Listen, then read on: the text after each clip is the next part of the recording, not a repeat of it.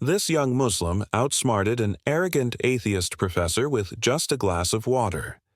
A young Muslim man left an entire auditorium speechless, silencing an arrogant atheist professor with nothing but calm logic and a simple glass of water. At first, the professor had laughed, confident he could dismantle the young man's faith in 5 minutes. But what happened next shocked everyone present. By the end of the debate, the professor and his followers were left in stunned silence, some even dropping to the floor in frustration. Let's dive into this powerful story, and may those who subscribe be blessed with smooth paths in life. The large lecture hall was packed. Every seat was filled with people, squeezed shoulder to shoulder. Most of the audience were intellectuals and atheist thinkers, many of them longtime admirers of Professor Joshua Watkins, a man known for his sharp mind and infamous for dismantling religious arguments with ease. That night, Professor Watkins stood confidently at the center of the stage. A mocking smile played on his lips as his eyes scanned the room with bold arrogance. Then, in his usual booming voice, he issued a challenge he had often repeated. "Is there a Muslim in this room brave enough to prove the existence of God?" The room went still. His voice echoed like a taunt. "Come forward," he said, "and I guarantee you'll leave without your faith tonight." A wave of unease swept through the hall. Some whispered quietly, others lowered their heads, hesitant to face Watkins, the man who had defeated so many before. From the corner, a few scoffs were heard, sneers from the professor's loyal followers. They were certain that no Muslim present had the courage or the intellect to face the most brutal atheist in debate. But suddenly, a hand rose from the crowd. A young man, 24 years old, stood up calmly, his gaze locked onto the professor's with quiet strength. His name was Abdman. The audience burst into laughter. Heads shook in disbelief. To them, this looked like a lamb walking into the lion's den. A young man with no degree, no reputation, and no debate experience was going to challenge the great Joshua Watkins. It sounded absurd. Watkins smirked, his eyes narrowing as he looked at the young man, like he was a child trying to act brave. "A young Muslim," he scoffed, "with no academic title, no philosophical background, and no scientific credentials, wants to debate me?" "You don't need to be a professor to understand the truth," Abdman replied calmly. The room fell silent once more. No one expected such a steady, confident answer. Watkins raised an eyebrow, now slightly intrigued. "Very well," he said, spreading his arms theatrically. "Let's see what you've got. Tonight, a young Muslim will try to defend his faith." Abdman made his way to the stage and sat across from Watkins in the chair prepared for him. The spotlight shone directly on the two of them. Every eye in the hall was fixed on the stage. This was more than just a debate. It was a showdown between belief and ego, between truth and arrogance. Some of the audience still wore smug smiles, fully expecting another show of intellectual slaughter at the professor's hands. Watkins leaned forward, folding his hands on the table. "Let's start with a simple question," he said in a condescending tone. "If your God truly exists, show him to me. Where is he?" A few chuckles rippled through the audience. It was a familiar tactic, one Watkins had used countless times before to trap his opponents. After all, no one could show God, right? Without blinking, Abdul Rahman calmly reached for the glass of water sitting on the table. He lifted it high for everyone to see. "Professor," he said, "do you believe in the existence of human reason?" Watkins frowned. "Of course," he replied quickly. "Can you show it to me?" Watkins paused. "I'm not asking you to show me the results of reason," Abdul Rahman continued. "I'm asking you to show me reason itself, its shape, its color, its form." Watkins leaned back slightly, now realizing where this was going. "That's impossible," he admitted. "Exactly," Abdul Rahman said, nodding. "We can't see reason, but we know it's real because we experience its impact. We see it in thought, in decisions, in innovations. The same is true for God. We may not see him directly, but we see his signs everywhere, in the perfect order of the universe, in the precision of natural laws, in the existence of life that came from nothing. A murmur stirred through the crowd. The once cynical expressions began to shift, many now deep in thought. Watkins quickly tried to regain control. "But reason is part of the human mind," he countered. "We know it exists because we use it ourselves. How can you prove that your God exists? How do you know that what you worship is the true one?" Abdul Rahman smiled calmly. "Professor, do you believe that everything in this world has a cause?" "Of course," Watkins replied. "Then, if you saw a beautiful house with an intricate design, would you believe it appeared out of nowhere without anyone building it?" "Of course not," Watkins said, scoffing. "Then what about the universe?" Abdul Rahman asked, "which is far more complex than any house." Abdul Rahman's calm question echoed in the hall. "Tell me, Professor, how could something as vast and complex as the universe appear without anyone creating it?" Watkins fell silent. He scrambled to find a loophole in the argument, trying to twist it to his favor. "I can accept that there are natural laws governing the universe," he finally said, "but that doesn't prove God exists. It only proves that the universe operates under a system." Abdul Rahman leaned forward, quick to respond. "Who created that system?" Watkins opened his mouth, but no words came out.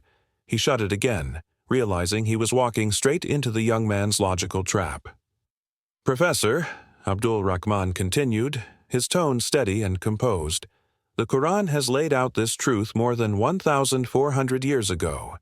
In Surah At-Tur, verse 35, Allah says, 'Were they created by nothing, or were they the creators of themselves?'" He paused for a moment, allowing the weight of the words to settle. This verse directly challenges human reasoning. It is impossible for something to come into being without a cause, and it's equally impossible for something to create itself. So, there must be a creator behind it all.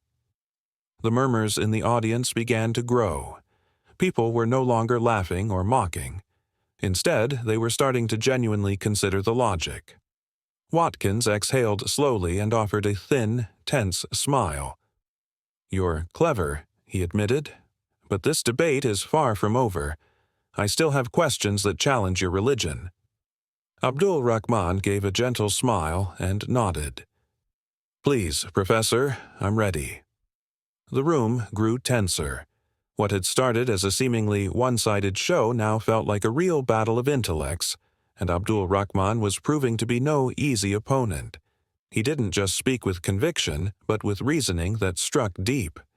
Despite the pressure, Watkins wasn't ready to surrender. As a symbolic figure in the atheist community, a defeat tonight would be a crushing blow to his pride and reputation. He straightened in his seat and glared across the table. "All right," he said, "maybe I can't refute your argument about God's existence. But what about your religion? Islam is filled with strange and restrictive rules. Why would a merciful God forbid simple pleasures like eating pork or drinking alcohol? If God created everything, why would he prohibit people from enjoying them?" The audience stirred. This was Watkins' domain, challenging the logic behind religious laws. But Abdul Rahman didn't even blink. He looked at Watkins and asked, "Professor, if someone gave you a luxury car, an expensive high-end machine, would you treat it carelessly?" "Of course not," Watkins replied. "And if the car's manual clearly stated that the engine must use a specific type of oil, would you ignore that instruction?" "Of course not," he said again, now frowning slightly. "Then why?" Abdul Rahman asked. "When God, the creator of human beings, gives instructions for what's best for our bodies and souls, do you find it strange? Doesn't the creator know best how to care for his creation, just like an engineer knows the machine he designed?" Again, the room fell into heavy silence. Watkins shifted uncomfortably in his seat. Around him, even some of his supporters looked uncertain. Abdul Rahman continued, The ban on pork and alcohol is not about limiting pleasure. It's about protecting us. Scientific studies have shown that pork can carry parasites and harmful diseases. Alcohol damages the body, tears apart families, and causes countless accidents. Islam doesn't forbid these things to punish us, but to preserve our health, our dignity, and our communities. Watkins inhaled sharply. He hadn't expected Abdul Rahman to respond with scientific reasoning. "But what about praying 5 times a day?" Watkins challenged. "Or fasting for an entire month? Isn't that an unreasonable burden? Why would God make life harder for his followers?" Abdul Rahman smiled. "Professor, if you wanted a healthy and fit body, would you exercise just once a month?" "Of course not," Watkins replied. "Exactly," Abdul Rahman said. "Praying 5 times a day is spiritual maintenance. Just like physical exercise keeps the body strong, prayer keeps the heart pure and the mind focused. It disciplines the soul. It brings peace, clarity, and connection with the Creator. Even scientific research has shown that the movements in prayer improve blood circulation and reduce stress." Heads in the audience began to nod. People were no longer just watching, they were reflecting. Watkins, growing desperate, grasped for another question. "And fasting?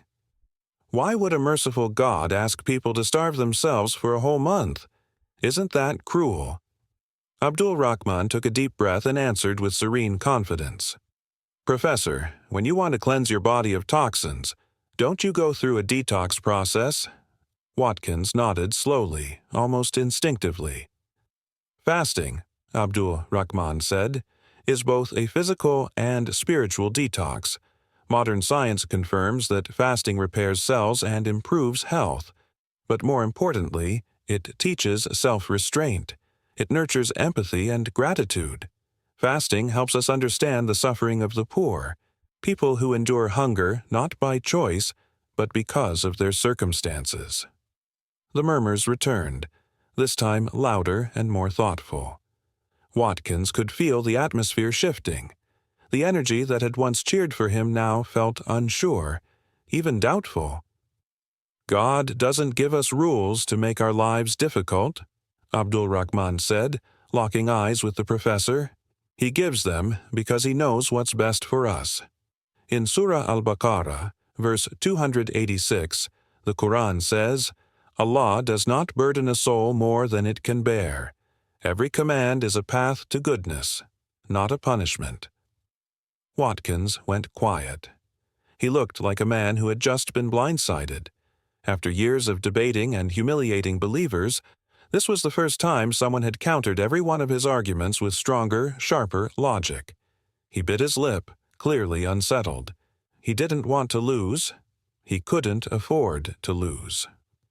"All right," he finally said, his voice wavering slightly. "You've answered well, but there's one last question I want to ask you," Watkins said, his voice low but intense. The entire room seemed to freeze. All eyes turned to Abdul Rahman. The question that came next was one that had shaken many people's faith. "If God is truly all-powerful and all-good," Watkins began slowly, "then why does he allow suffering in this world?" The room became quieter than it had ever been. No one moved, no one spoke. Every person held their breath, waiting for Abdul Rahman's reply. But the young man simply smiled, as if the question were nothing new to him. "Professor," he said gently, "have you ever been to a gym?" Watkins frowned, unsure. "Where is this going?" Watkins asked. "What do you mean?" Abdul Rahman replied. "In the gym," Abdul Rahman explained. "People lift heavy weights. Their muscles hurt, they strain, they sweat. It's painful, but they do it anyway. Why? Because they know that pain will make them stronger," Watkins answered, beginning to follow the line of reasoning. "Life is the same," Abdul Rahman continued. "Hardship, suffering, they aren't signs of God's absence. They're part of a test, a process of growth. Without pain, we wouldn't develop. Without trials, we'd never mature. God gives us these challenges not to break us, but to raise us higher." The room was silent again, this time not from ridicule, but from reflection. "And God has promised," Abdul Rahman added, in Surah Al-Baqarah, verse 286, "Allah does not burden a soul more than it can bear. Every hardship has a purpose. Every pain is a chance to grow. That's not cruelty. That's love." Watkins gazed at Abdul Rahman in awe. For the first time in his career, he felt something unfamiliar. Defeat. He opened his mouth, but nothing came out. His mind, usually sharp and quick, had no response. The jeering crowd was now silent, some even appearing visibly moved. And then a realization struck him like thunder. This entire time, it wasn't Abdul Rahman being tested. It was him. Watkins gripped the sides of his chair, his body tense, mind spinning, trying to find one last opening, a weakness to exploit. He couldn't believe that a young, unknown Muslim had deflected every strike with answers that were not only logical, but transformative. "I'm not finished yet," Watkins said in a softer voice. "I have one last question." Abdul Rahman nodded calmly. "Go ahead, Professor." Watkins pointed to the same glass of water that had started the debate. "Let's go back to this," he said.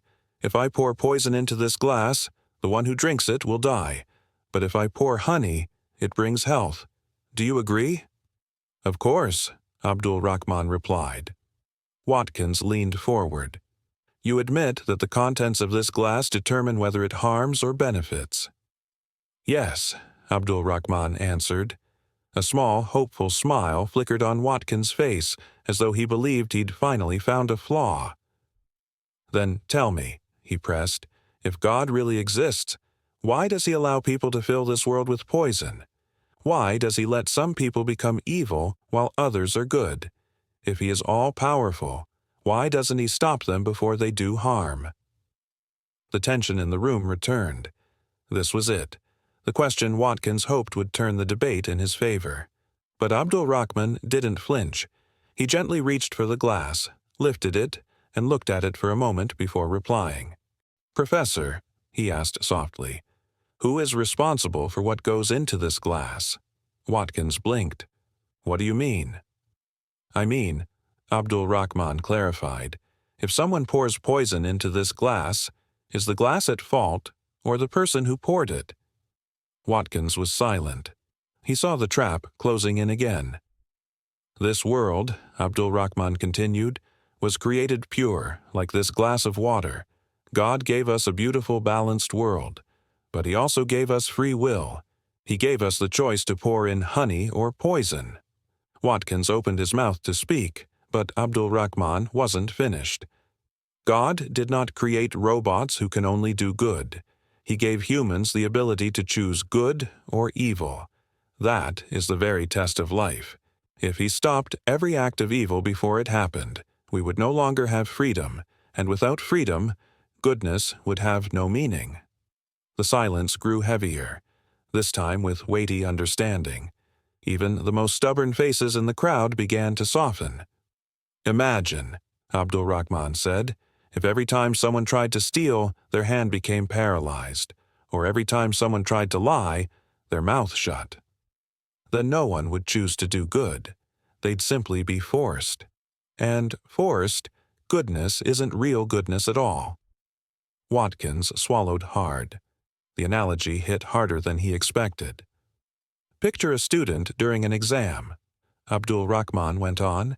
"If the teacher gave him all the answers, did the student really learn anything? No. He passed the test, but with no growth, no understanding, no value." Watkins sat still, stunned. Every one of Abdul Rahman's words cut through the fog of his thoughts with sharp clarity. "God has given us reason, a heart, and guidance," Abdul Rahman said. "He hasn't left us alone." In Surah Al-Insan 3, the Quran says, "Indeed, we guided him to the way, whether he would be grateful or ungrateful." He looked directly into Watkins' eyes. "God gave us this glass of water, but what we pour into it, honey or poison, is our choice. And one day, we will all be held accountable for what we chose to fill the glass of our lives with. Watkins sat frozen. No words escaped his lips. He stared at the glass as if seeing it for the first time. His hands trembled slightly. His eyes welled up. The entire hall was hushed. No mocking laughter remained. Even Watkins' most die-hard followers now looked shaken, unsure, almost afraid of what had just unfolded before them. Then something completely unexpected happened. Joshua Watkins bowed his head. His shoulders trembled. Tears rolled down his cheeks. A gasp echoed from somewhere in the crowd. With a voice that cracked with emotion, Watkins looked up at Abdul Rahman. His eyes filled not with arrogance or pride, but confusion, vulnerability, and, for the first time, humility. "I've spent my whole life," he whispered, attacking something I never truly understood. His trembling hand reached toward the Quran resting on the table. He picked it up slowly, holding it with reverence, and then he hugged it to his chest. He wept, and his followers, those who once cheered every insult, now sat in stunned silence, some with eyes wide, others wiping tears from their own faces. A shift had occurred in that room, something profound, something eternal. A young Muslim man named Abdul Rahman had entered that hall as an underdog, but he walked out as the man who made the proudest atheist bow his head to the truth. The night that began with laughter and mockery had transformed into one of deep silence and reflection. In the center of that hall, before hundreds of witnesses, an arrogant atheist professor had finally submitted to the truth, and it all began with a glass of water. Time seemed to freeze. The hall was completely still. Not a single laugh, not a single whisper, only the soft sound of breath being held in anticipation. Joshua Watkins, once feared for his sharp tongue and intellect, now sat on stage sobbing, the Quran clutched tightly to his chest. His eyes were red and swollen, his shoulders trembling as his lips murmured words only he could hear. His followers, once so certain of his victory, sat in stunned silence, unable to process what they had just witnessed. Their intellectual champion, the one they had idolized for years, had been defeated, not by insult or aggression, but by the quiet strength of logic and truth, the unshakable logic of a 24-year-old Muslim named Abdul Rahman. Yet Abdul Rahman did not gloat. He didn't smile with pride. He simply sat there, looking at Watkins with warmth, not as a rival, but as a brother who had finally found his way home. Watkins slowly raised his head. His eyes were still wet, but the arrogance was gone, replaced by something far more profound: submission. He stared at Abdul Rahman with disbelief, as if still trying to grasp what had just taken place inside his soul.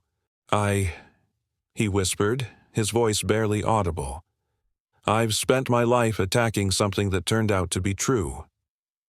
A collective breath was held by the audience.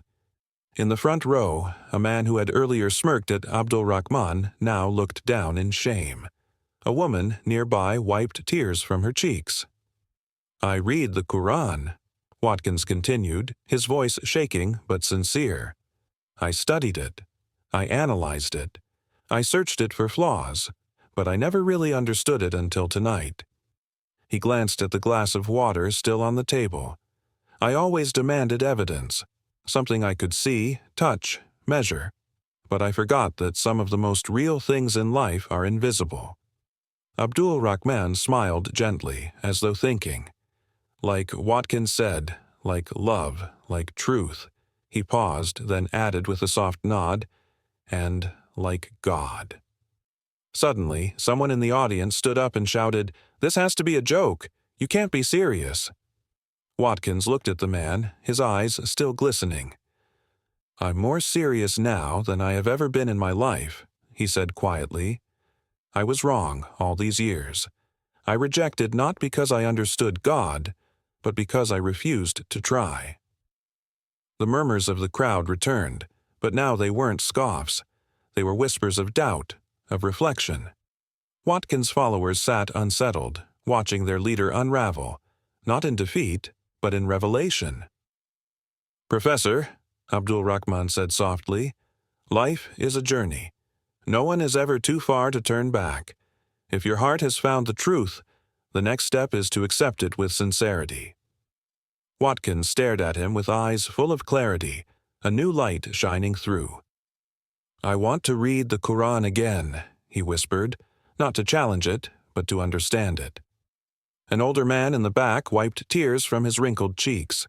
Others who had once mocked Islam now sat deep in thought, some with lips pressed tightly, others with lowered heads. The room was no longer a battlefield of ideas. It had become a sanctuary of reflection. Then, a woman in the front row. She raised her hand timidly. "Is it possible," she asked, her voice trembling, "for me to have a copy of the Quran too?" Abdul Rahman smiled warmly.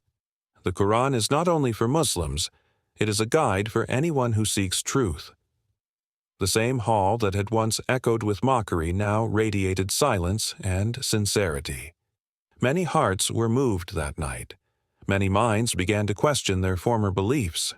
Watkins, his eyes still red, stood and shook Abdul Rahman's hand, not to debate, but to learn. That night, the crowd of atheist intellectuals didn't just witness a debate, they witnessed a transformation. A proud atheist professor, known for crushing religious thought, had surrendered to a truth greater than himself. And it all started with a single glass of water. The atmosphere had changed completely. Those who had once awaited Abdul Rahman's defeat now sat in disbelief, watching their once proud leader hold the Quran as if it were the most precious thing he had ever touched. Watkins wiped his tear-streaked face and looked at Abdul Rahman, his expression filled with awe, sorrow, and newfound clarity. "I spent my life looking for truth in the wrong places," he said. "I rejected God not because he didn't exist, but because I never truly tried to understand him." In the front rows, some began to sob. They had expected to see a Muslim humiliated in front of one of the world's sharpest atheists. Instead, they saw that very man bow to something far greater than human pride.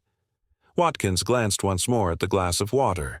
This time he smiled, not with mockery, but with reverence. "I used to believe I understood everything, but tonight, with just a glass of water, I realized there's something far greater than human reason." He turned to the crowd. "If anyone here is still searching for the truth, read the Quran. Read it with an open heart. I know I will." Abdul Rahman said nothing. He didn't need to. That night, his logic, patience, and sincerity had spoken louder than any argument. And though only one man openly embraced the truth, many hearts began to crack under the weight of what they had witnessed. The light had entered, and once it does, no darkness can put it out. This story reminds us that truth is not won by shouting. It is revealed through clarity and sincerity. Abdul Rahman didn't use anger or emotion. He used calm reason, thought, and unwavering faith. It also reminds us that sometimes the greatest obstacle to truth is pride. Joshua Watkins was a brilliant thinker, but for years his own ego blinded him. Until one night when a young man reminded him that truth is greater than intellect and that belief is not weakness, but wisdom. And finally, this story teaches that even the simplest things, a glass of water, can carry the deepest lessons. Because truth doesn't always need grand gestures. Sometimes it just needs a sincere heart, a quiet mind, and the courage to listen.